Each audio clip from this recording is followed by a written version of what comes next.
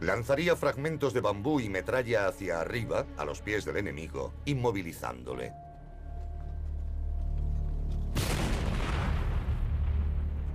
Pero armas como el revólver y las minas terrestres solo fueron posibles porque los chinos tenían una larga tradición creando armas de guerra tecnológicamente avanzadas. Más de 1500 años antes de las minas terrestres y las pistolas, los metalúrgicos chinos ya producían devastadoras armas de ataque. Una de ellas fue la ballesta. La ballesta es responsable de numerosas victorias en la historia china. Y hubo millones repartidas entre las tropas de infantería.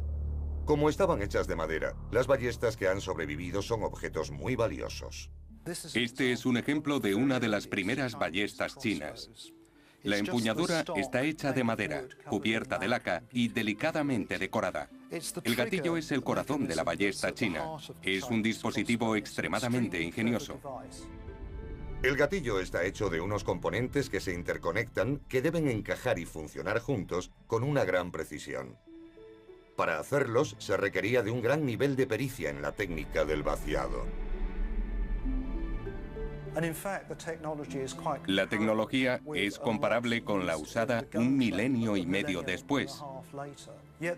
Fueron inventadas en el siglo IV a.C. La ballesta fue un importante avance tecnológico sobre el arco, usado durante miles de años por civilizaciones de todo el mundo.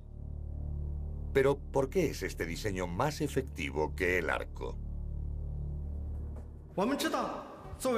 El arco ordinario está formado por un arco de madera y una cuerda. Se tensa a mano y al final el arquero se cansa de usarlo. Y resulta difícil apuntar con él. Pero la ballesta china está montada en un armazón y la cuerda se tensa y se sitúa en posición con un seguro acoplado a un disparador. El disparador es el antepasado del gatillo de un rifle moderno. El disparador permitiría que el arco estuviera armado durante largos periodos de tiempo sin cansar al arquero, facilitando así la puntería. Eso daría a la ballesta una importante ventaja táctica sobre otros arcos. La ventaja más importante de la ballesta es que los soldados podían usarla en emboscadas. Cuando fueran descubiertos y apuntaran al enemigo, solo tendrían que liberar el disparador. Y la flecha salía disparada con una gran potencia. Solo requiere la fuerza de soltar el disparador con un dedo. Y esa pequeña fuerza se transformaría en una gran potencia.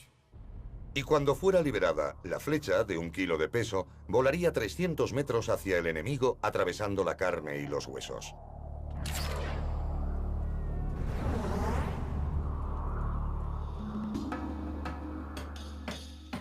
La tecnología de la ballesta y la habilidad para crear estas elegantes armas de asalto no se ha perdido con el paso de los siglos.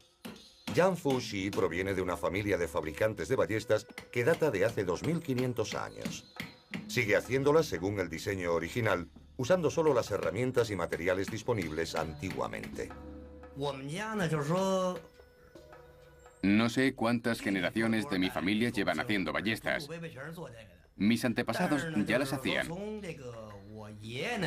Esta es igual que una ballesta encontrada en una tumba Han. Es una ballesta Han Nu.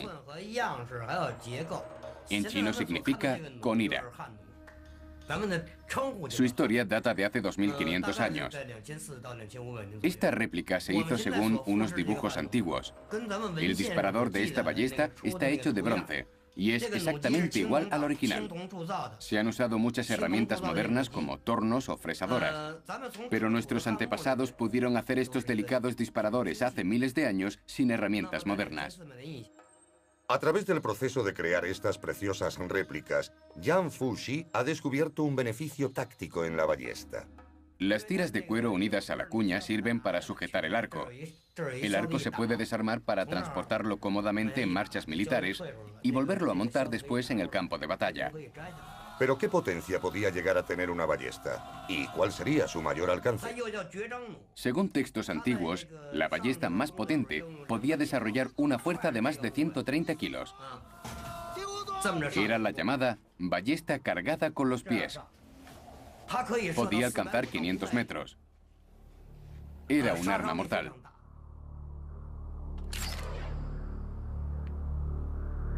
Este arma devastadoramente letal podía disparar flechas de 50 centímetros, con una fuerza equivalente a ser golpeado en el pecho con una bala moderna de calibre 357. Pero el ejército chino no dejaba de desarrollar y reciclar sus arsenales. En el año 200 después de Cristo, habían llevado la ballesta a un nuevo nivel. Siglos antes de la pistola, mientras el resto del mundo aún confiaba en el arco, los chinos desarrollaron la primera arma repetidora del mundo, la ballesta repetidora. La metralleta del mundo antiguo. Aquí encima tenemos un cargador que contiene las flechas que se van insertando aquí. Sujetando esta palanca, se eleva la recámara. La cuerda se va metiendo en la muesca para que pueda ir hacia atrás. También sostiene una pequeña clavija, para que cuando el cargador esté en su sitio, al apretar la clavija se dispare, lanzando el proyectil al enemigo. Cuanto más deprisa se haga, más rápido se dispara. 100 hombres en cada compañía y 10 compañías en cada regimiento, cada una con 1000 ballestas, significarían 6 o 7000 flechas cruzando el campo de batalla en un instante, hiriendo a todos a su paso.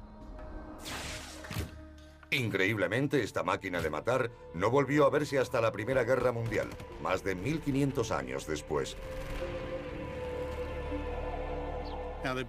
La belleza de esta arma es su sencillez.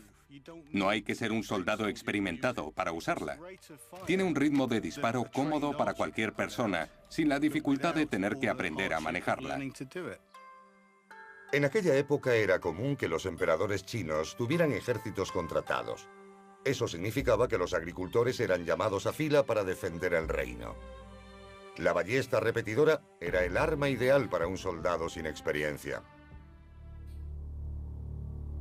Miles de ellas disparadas a la vez en la batalla harían retroceder a cualquier atacante. Disparando a un ritmo de una flecha por segundo, la ballesta repetidora tenía un diseño único. Una innovación que precedió a las armas automáticas del siglo XX en más de 15 siglos.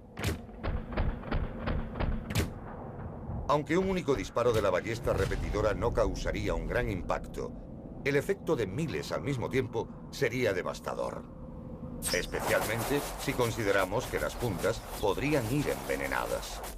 Un simple arañazo acabaría con la vida de un soldado enemigo. Pero cuando descubrieron la energía química de la pólvora fue cuando los chinos llevaron el lanzamiento de misiles a la era moderna. En el siglo XI después de Cristo, los chinos empezaron a lanzar misiles de una manera perfectamente reconocible para cualquier ingeniero militar moderno. En el cohete de pólvora. La pólvora se usó por primera vez en China para objetivos militares, en el año 1000 después de Cristo. Su uso inicial en la guerra consistió en mechas para lanzallamas. Pero el alcance del lanzallamas estaba limitado a la distancia que la máquina podía arrojar el fluido inflamable. Sin embargo, los chinos ya usaban el poder explosivo de la pólvora en los fuegos artificiales como diversión. También tenían cientos de años de experiencia lanzando proyectiles al enemigo.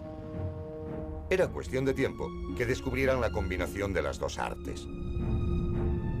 El descubrimiento de unos arqueólogos en la costa de Japón ha revelado pruebas de lo que se cree que fueron los primeros proyectiles impulsados por pólvora. Los investigadores descubrieron algo sorprendente. 2 bombas intactas y restos de otras 4 encastradas en un proyectil de cerámica.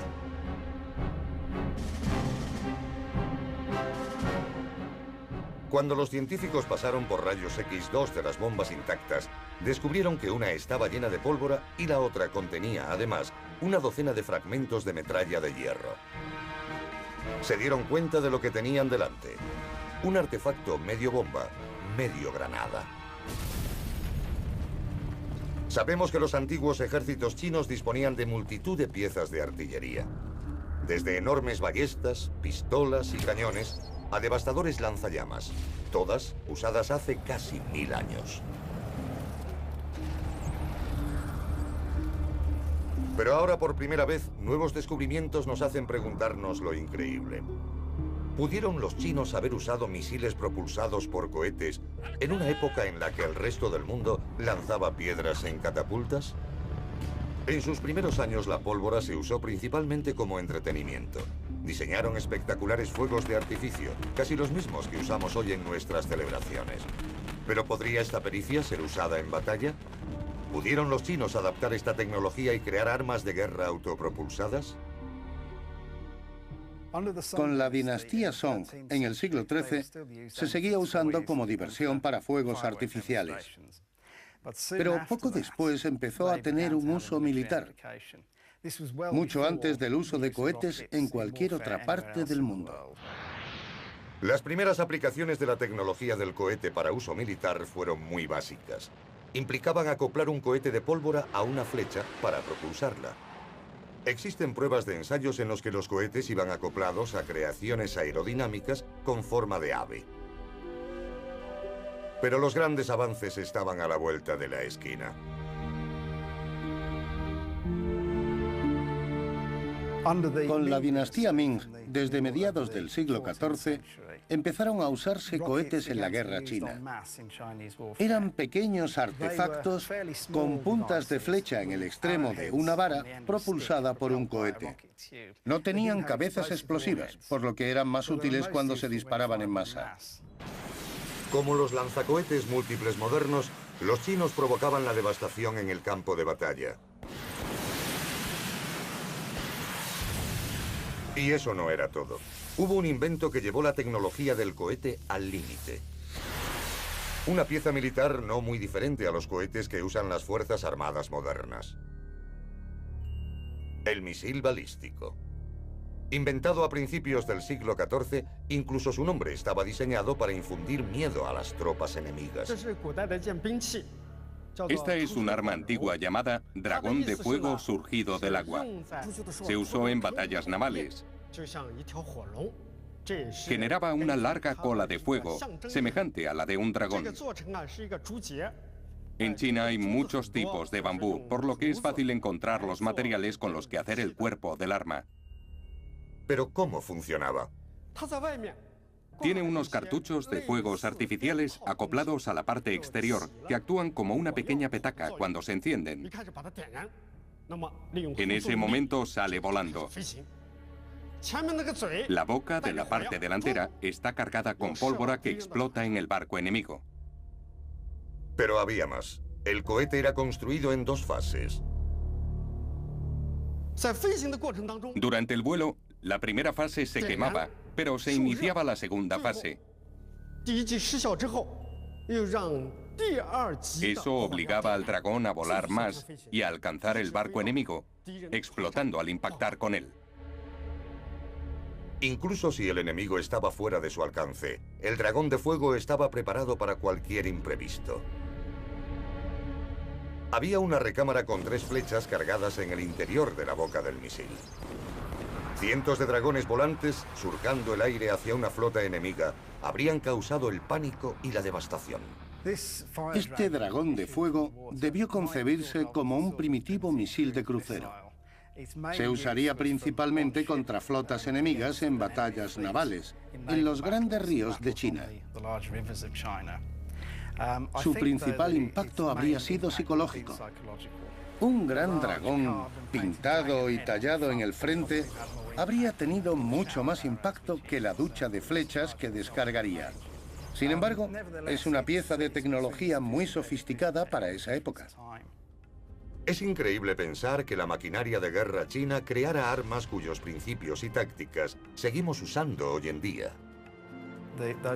Los primeros técnicos militares chinos que usaron la pólvora para propulsar un cohete tienen tanto mérito como el equipo que puso al hombre en la luna. Hace miles de años crearon armas reconocibles para el soldado moderno. ¿Cuántos viejos inventos quedan por descubrir? Descubrimientos que pondrán patas arriba todo lo que creíamos saber sobre el mundo antiguo. ¿Tendremos que reescribir los libros de historia?